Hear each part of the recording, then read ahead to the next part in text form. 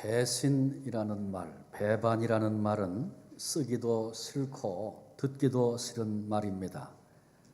성경에 배신이나 혹은 배반이라는 단어가 64번 나옵니다.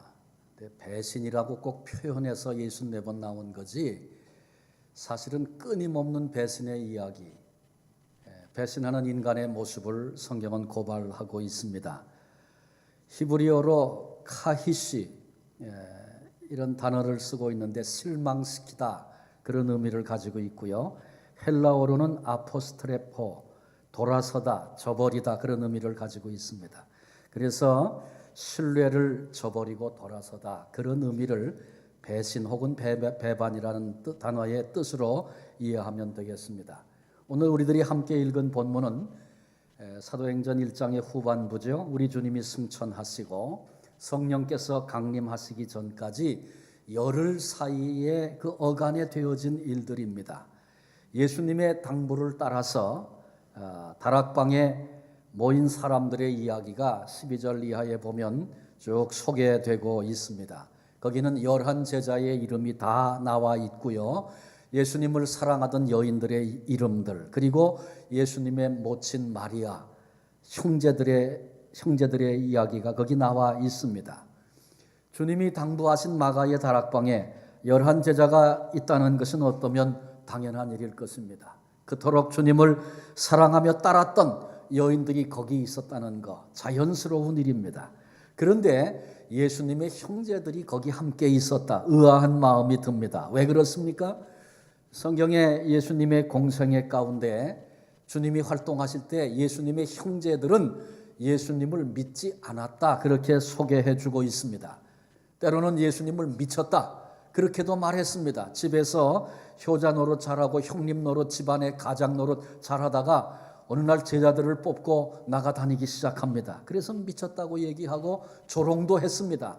선생 노릇하려면 큰 도시로 가야지 이 시골에서 먼 사람들을 데리고 다니면서 그러느냐 이렇게 조롱하기도 했습니다. 심지어는 예수님께서 십자가에 못 박혀 죽었을 때에 와서 그 시체를 거두는 일조차 사양했던 사람들이 예수님의 형제들이었습니다. 그런데 그랬던 형제들이 어떻게 제자들과 한 팀이 되어서 기도의 자리에 있었는가?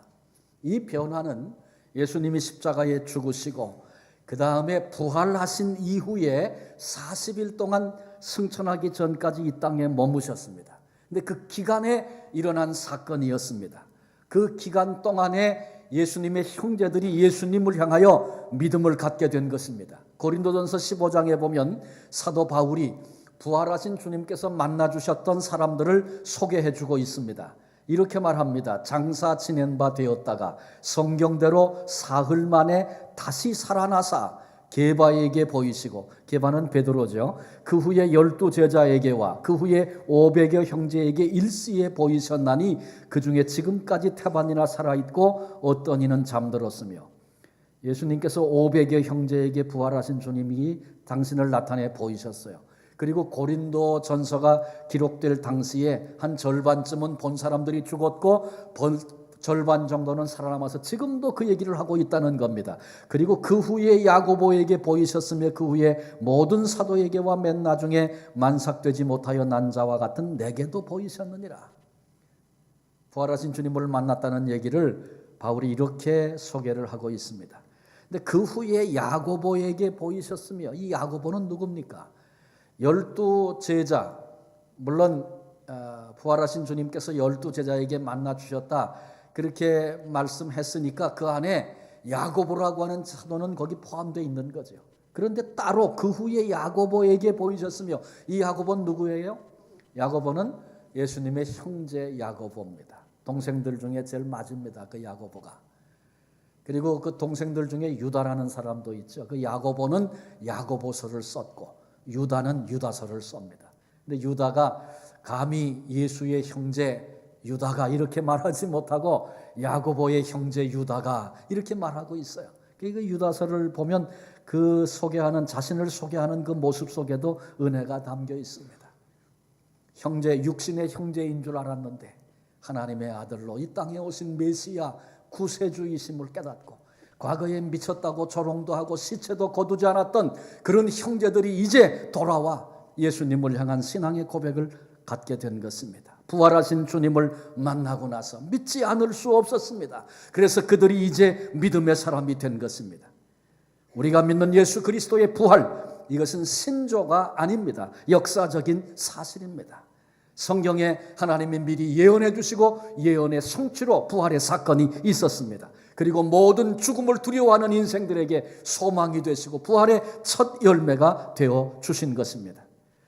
장사 지낸 바 되었다가 성경대로 사흘 만에 다시 살아나사, 바울도 그 얘기를 하잖아요.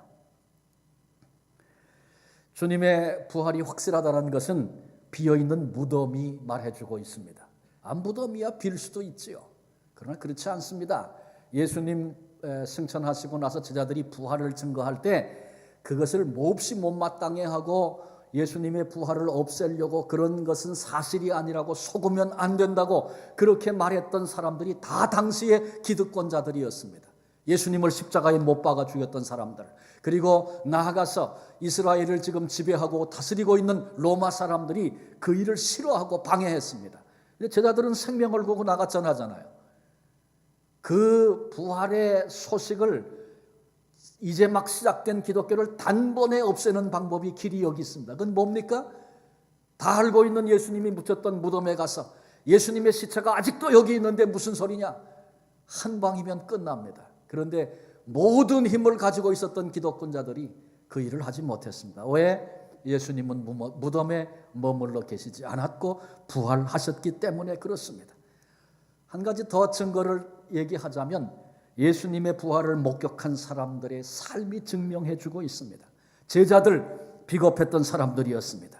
그런데 그들이 부활의 주님을 만나고 변했습니다.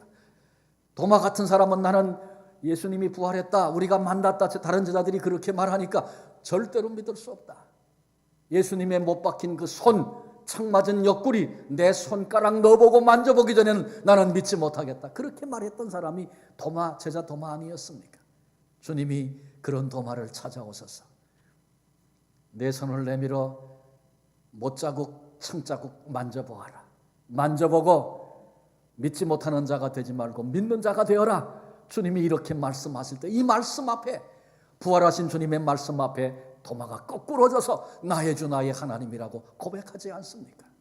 비겁했던 제자들이 세상 속으로 뛰쳐나가서 자신들을 반대하고 예수님을 십자가에 못 박아 죽였던 힘 있는 사람들이 자기들을 위협하는데도 우리 주님은 부활하셨다고, 부활하신 주님을 우리가 만났다고, 주님이 우리의 소망이라고, 주님은 하나님께서 우리를 구원해 내시려고 이 땅에 보내신 하나님의 아들 메시아라고 나가 외치기 시작했습니다. 증인되기 위하여 자신의 생명까지 내놓았습니다. 이들의 변화가 어디서부터 시작됐습니까? 예수님의 부활이 없었다면 사람들이, 그 당시 사람들이, 권력가들이 주장했던 것처럼 제자들이 거짓말을 하는 것이라면 자기가 한 거짓말을 위해 생명을 내놓을 어리석은 사람이 이 땅에 어디 있겠습니까?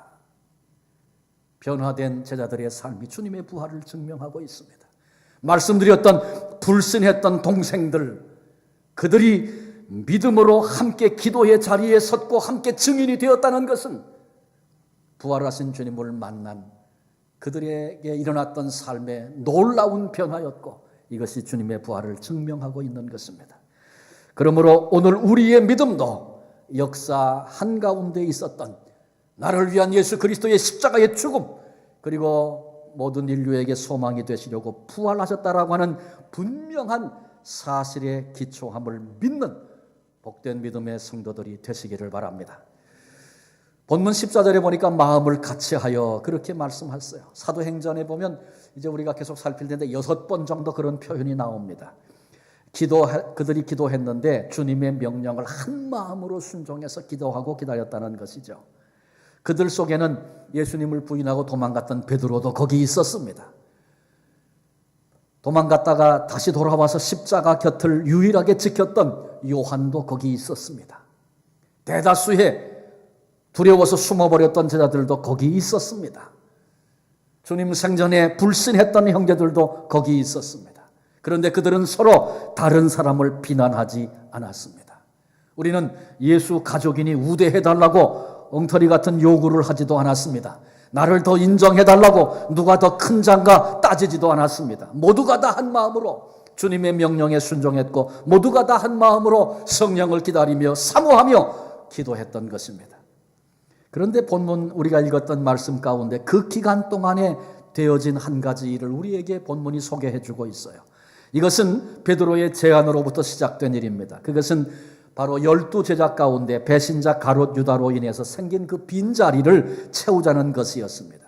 이때 베드로는 사도의 조건을 아주 간결하게 두 가지로 설명했습니다. 첫째는 항상 주님이 부르셨을 때부터 항상 우리와 함께 다니던 사람, 또 한 가지는 부활하신 예수님을 만나 배웠고 부활의 증인이 될 수 있는 사람, 이 두 가지를 사도의 조건으로 걸고 거기에 합한 사람을 찾았습니다. 그랬더니 120명 중에 2명이 거기에 해당되는 사람이 있었어요. 120명 중에 예수님의 부활을 목격한 사람은 거의 다라고 생각합니다. 그런데 왜 2명밖에 안 돼요? 초기부터 주님이 부르셨을 그때부터 함께 동행했던 사람은 2명밖에 안 된다는 거죠. 예수님을 따라다니던 사람들이 많았었죠. 그런데 많은 사람이 주님을 따르기 시작한 것은 주님의 공생의 사역 중간쯤 해당되는 오병이어 사건 이후에 되어진 일들입니다. 그전에는 그렇게 많은 사람이 따르지 않았어요. 그래서 120명 중에서 그래도 초기부터 있던 사람을 찾아보니까 2명이 나왔어요. 바사바 혹은 유스도라고 불려지는 요셉이라는 사람과 마띠아라고 하는 두 사람을 이제 찾아내게 됐습니다. 하나님께 기도했습니다. 그리고는 제비를 뽑았는데 마띠아가 뽑혀서 이제 제자들의 수 12이 채워진 것입니다. 그들은 예수님께서 뽑으셨던 12명이라고 하는 숫자를 대단히 중요하게 생각했습니다. 이스라엘의 12지파 그리고 예수님의 12제자, 그들이 일어나서 주님의 부활을 그리고 다시 오심을 이스라엘 민족에게 우리가 죽인 그 예수가 하나님의 아들이심을 증거해야 할 사명이 있다는 것입니다. 얼마 후에 사도 야고보가 순교를 당하죠. 근데 야고보가 죽어서 이제 제자가 다시 11명이 됐어요. 그때 또 뽑았습니까? 그래서 또 12명 채우자 그랬나요? 그땐 그러지 않았어요. 왜? 야고보는 사명을 다하고 하나님 앞에 갔기 때문에 그렇습니다. 가롯 유다, 은 30에 예수님을 팔아버린 배신자의 대명사입니다. 예수 믿지 않는 사람들, 불신자들 가운데도 가롯 유다 그러면 배신자 이렇게 압니다. 그런데 이제 그 배신의 공백을 채워야 한다고 베드로가 말하고 있는 것입니다. 근데 지금 이 제안을 하고 있는 베드로, 그 사람은 어떤 사람입니까? 배신과 아무런 상관도 없는 사람입니까? 아니에요. 우리도 알고 있잖아요. 베드로가 예수님께서 붙들려가고 분위기가 막 이상해질 때 한 소녀가 너도 예수 당이지 그렇게 물었을 때에 나는 전혀 모른다고 예수님을 부인했습니다. 3번씩 부인하고 마지막에는 저주까지도 했습니다. 주님께서 베드로를 수제자로 불러내셨습니다. 배신이라고 하는 것이 신뢰를 저버리고 돌아서는 것이다. 아까 이렇게 소개를 드렸어요. 그렇다면 그런 사랑으로 불러내신 예수님, 그럼에도 불구하고 그 예수님의 신뢰를 저버리고 돌아서 버린 배신자 아닙니까? 결코 가볍다고 말할 수 없는 배신을 한 사람이 베드로였습니다. 가롯 유다, 베드로, 배신자라고 하는 이름은 같습니다. 그러나 결과는 전혀 달랐습니다. 가롯 유다는 스스로 나무에 목을 메어 비참하게 죽었습니다. 그런가 하면 베드로는 예수님이 부활하신 후 40일 만에 지도자의 리더십을, 권위를 회복했습니다. 그래서 성령 강림을 준비하는 이 현장에 지금 앞장을 서서 지도자로서의 역할을 감당하는 이미 큰 그릇이 됐습니다. 더 나아가서 초대교회 기둥과 같은 인물이 되었고 주님의 이름을 위하여 순교하는 그런 주님을 그토록 사랑했던 생애로 자기의 삶 전체를 주님께 드렸습니다.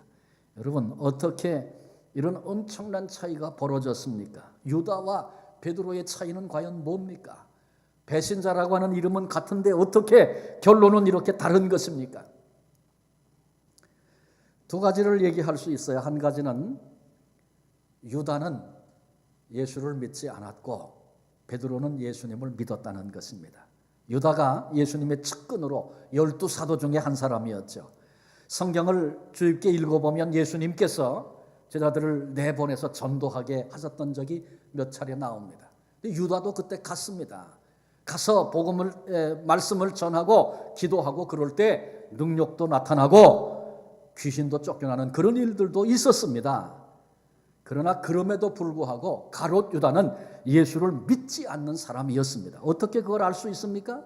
유다의 삶을 가만히 주의 깊게 살펴보면 예수 안 믿는 사람의 특징을 다 가지고 있는 거예요. 그러니까 제자들 가운데도 예수를 안 믿는 불신자가 있었다. 그러면 오늘 교회 안에도 성도들 무리 속에도 불신자가 있을 수 있다는 겁니다. 그런데 그 불신자들이 가지고 있는 특징이 있어요. 이게 뭐냐 하면 예수님을 위대한 스승 인정합니다. 가장 훌륭한 위인, 예언자 이런 거 다 인정합니다. 그런데 예수님이 하나님의 아들이시다, 나를 위해 십자가에 죽으셨다, 구원자 구세주이시다 믿지 않습니다. 성경을 보면 말이죠, 가롯 유다가 한 번도 예수님을 주님이라고 부른 적이 없습니다. 복음서를 주의 깊게 여러분 읽어보십시오. 단지 예수님을 부를 때에 선생님, 랍비요 그렇게만 불렀어요. 주님이라고 한 번도 한 적이 없었습니다. 예수님을 믿지 않는 불신자는 혹 교회에서 신앙생활을 해도 자기 이익을 위해서 합니다. 사업하는 사람이 불신자로서 교회 안에 그냥 있는 것은 사업을 위해서 있는 경우가 참 많이 있습니다. 그래서 자기 사업에 유리한 자리를, 그런 교회를 찾고요, 큰 교회에 등록하기를 좋아합니다. 정치가 표 얻으려고 투표를 앞에 두고 주일에 예배를 참석하기도 합니다. 교회를 다니는 이유가 자기 이익을 위해서입니다. 그러기에 추구하는 바가, 내가 원하는 바가 이루어지지 않으면 언제라도 떠날 수 있습니다. 믿음도 저버릴 수 있습니다. 가룟 유다, 사도들 가운데 중요한 직책을 맡았던 사람이에요. 돈 맡은 사람이었어요. 그런데 그 돈을 자기가 원하는 대로 마음대로 빼돌리고 그렇게 썼습니다. 예수님을 따름으로 사도라고 하는 반열에 섰지만 모든 기회를 자기 이익을 위해 쓴 것입니다. 그러다가 더 이상 이익이 생길 것 같지 않다, 이런 느낌, 이런 판단을 받게 됐습니다. 그러자 예수님을 은 30의 대적들에게 팔아 넘겼습니다. 마지막 챙길 것이라도 챙기겠다는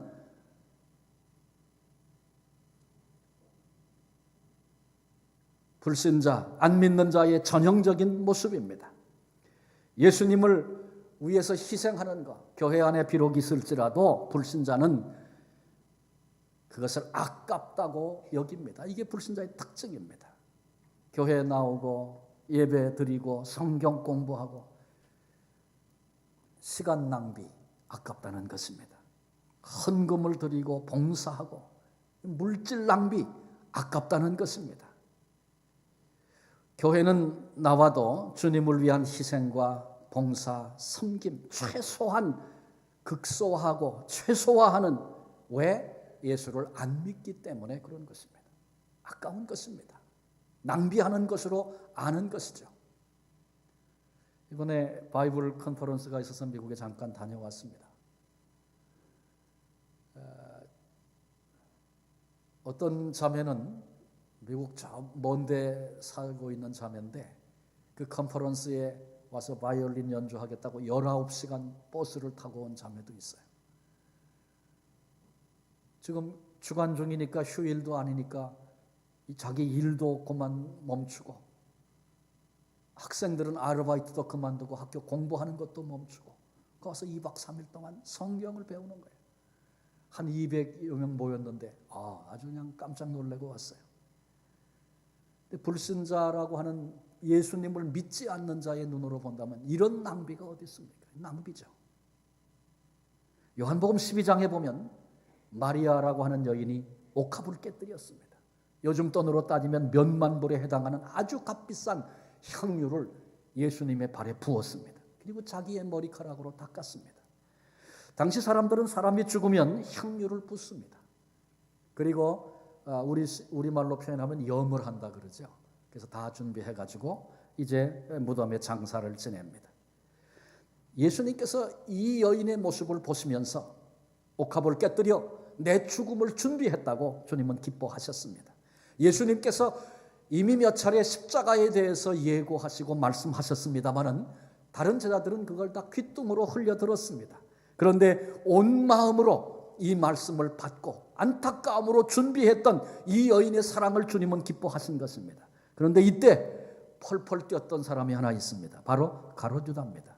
자기 돈도 아니면서 너무너무 아깝다는 겁니다. 이걸 다른 데 쓰면 얼마나 잘 쓸 수 있는데 예수님을 위한 희생을 낭비로 보고 책망하고 있습니다. 왜? 예수님을 믿지 않았기 때문에 그렇습니다. 여러분, 만약에 나와 내 자식의 신분과 미래를 결정 지을 수 있는 권세와 능력을 가진 사람이 있다고 가정해 보십시다.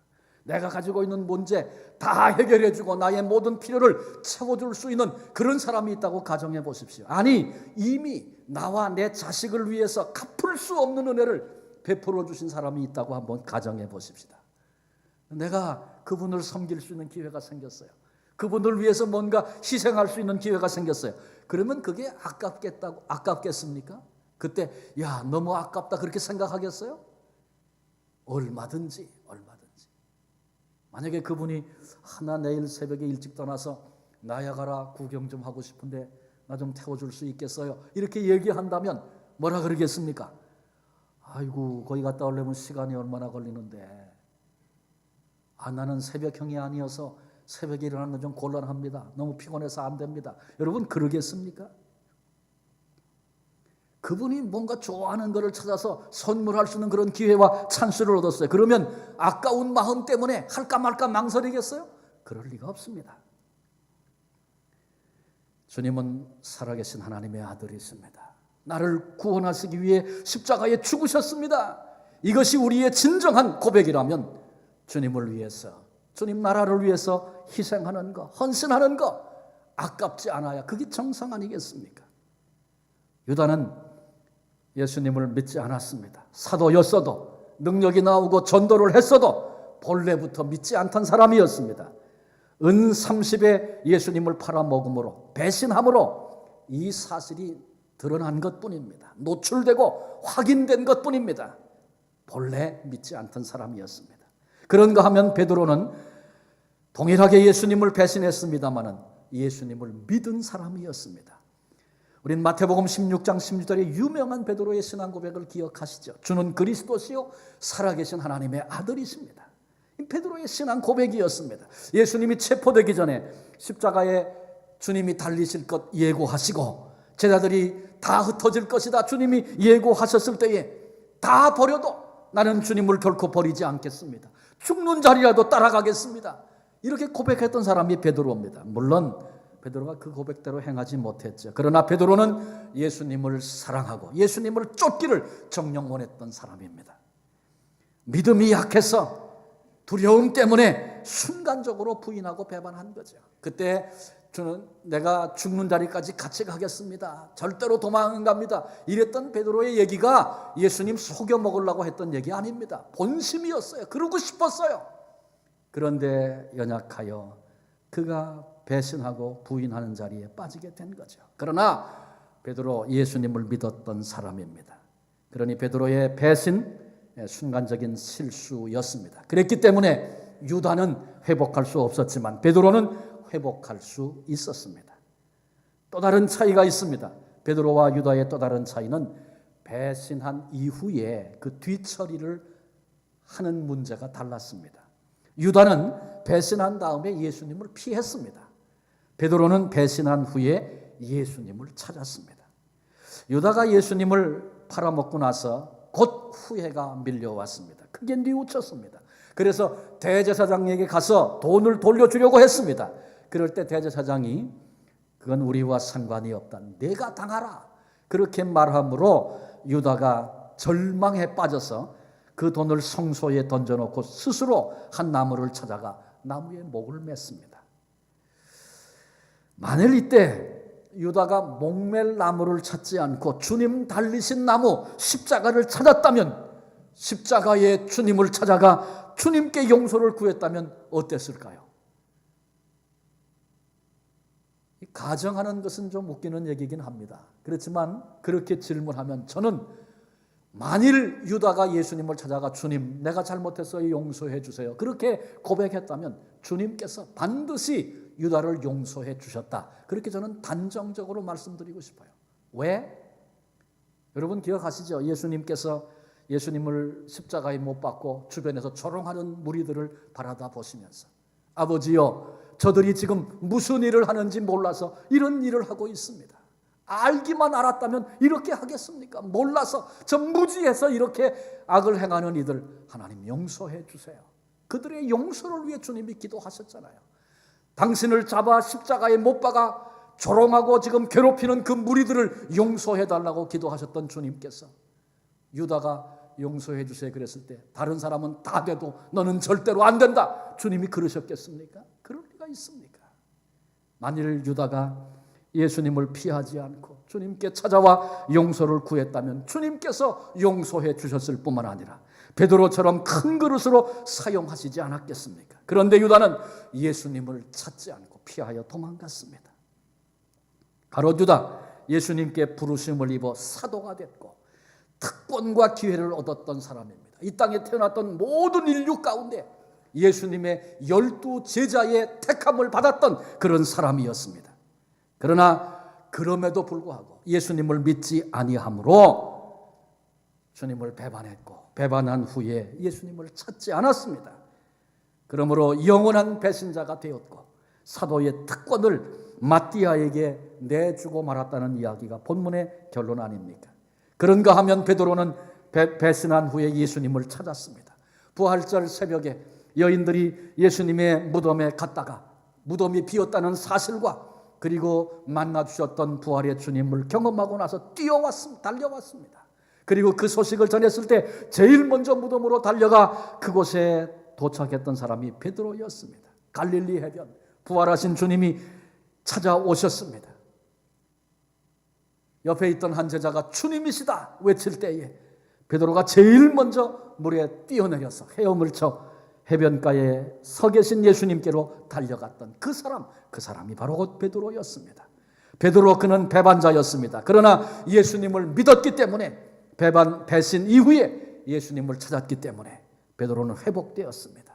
그리고 지금 이제 성령께서 강림하실 기독교 역사상 가장 중요한 사건을 앞에 놓고 그 일을 미리 예고하여 가르치신 우리 주님의 말씀대로 그날을 사모하고 기다리는 이 모임을 준비하고 리더하는 일에 그가 지금도 쓰여지고 있고 교회의 기둥 같은 인물이 됩니다. 오늘 우리는 배신에 대한 이야기를 같이 나누고 있습니다. 배신, 우리가 살폈던 것처럼 가롯 유다의 이야기였고 베드로의 이야기였습니다. 그러나 가롯 유다의 얘기로 끝나고 베드로의 얘기로 끝나는 이야기일까요? 그렇지 않습니다. 바로 저와 여러분 우리의 이야기라는 사실을 우리는 기억해야 합니다. 볼 수 있어야 합니다. 우리는 모두가 다 부르심을 입은 자리가 있습니다. 우리는 개인적으로 받은 은혜가 있고 하나님 앞에 가졌던 결단과 고백이 있는 사람들입니다. 주님께서 우리를 믿고 맡겨주신 사명들이 있습니다. 그런데 내 평안 때문에, 내 이익 때문에 소홀히 여기고 손을 놓은 분 있을 수 있습니다.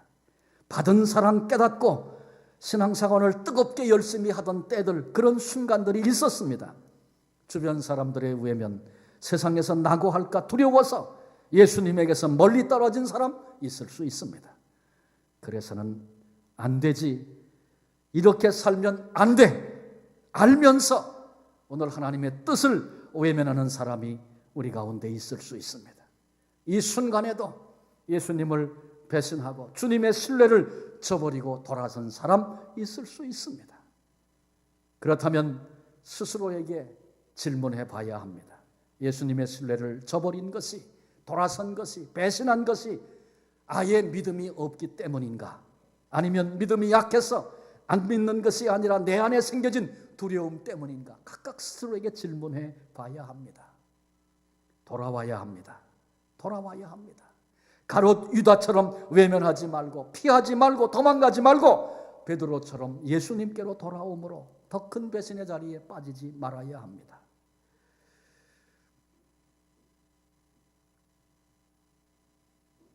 처음부터 예수를 믿던 사람이 어디 있습니까? 다 우리는 불신자였죠. 불신자는 안 된다는 얘기를 지금 하고 있는 겁니까? 아닙니다. 하나님이 오늘도 아직도 기회의 문을 닫지 않고 우리를 부르고 찾고 계시다는 것입니다. 하나님의 부르심 앞에 응답해야 할 때가 오늘이고 지금이라는 것입니다. 우리가 주님의 신뢰를 저버리고 때로는 실망시켜 드렸다 할지라도 여전히 우리를 사랑하셔서 베드로처럼 회복시키시고 마침내 더 큰 일을 맡기시고 큰 일꾼, 기둥 같은 일꾼 삼으시는 주님의 사랑이 여기 있습니다. 온 마음을 열고, 그래서 우리도 베드로처럼 주님을 사랑함으로 헌신할 수도 있고 주님을 위해 기꺼이 고난도 받을 수 있고 죽음의 자리까지 나아갈 수 있는 그런 사명 감당하게 하시려고 우리를 부르시는 주의 음성 우리 모두 들어야 합니다. 그리고 주님을 향한 작은 한 걸음의 발걸음 옮기는 것 너무나 귀한 것입니다. 주님의 부르시는 음성을 듣고 한 걸음 옮겨 주님께로 돌아올 수 있는, 우리의 약함 때문에 언제든지 넘어질 수 있는, 성경의 창세기에 아담과 하와에게 하나님이 큰 은혜를 주셨죠. 그들이 배신하는 것부터 얘기가 시작되잖아요. 그 이후에 끊임없이 주님의 사랑과 십자가의 그 구속의 은혜를 깨닫고도 내 안에 순간순간 잘못된 가치관 때문에 포기하지 못하고 놓지 못하는 나의 욕심 때문에 주님의 사랑의 자리에서 돌아서 내가 원하는 길을 걸었던 그런 순간들, 배신의 때가 우리에게 얼마나 많이 있습니까? 그런 우리를 향해서 돌아오라고 주님 오늘 이 순간 우리를 부르고 계십니다. 주님의 음성 듣고 작은 발걸음 주님 향하여 옮겨 나아감으로 그 사랑의 손에 붙들려서 여한이 없이 하나님의 영광과 하나님의 나라를 위하여 기쁘게 쓰임받는 그 감격스러운 삶을 주 안에서 누릴 수 있는 한 분 한 분 되어지시기를 주님의 이름으로 축원합니다. 기도하시겠습니다.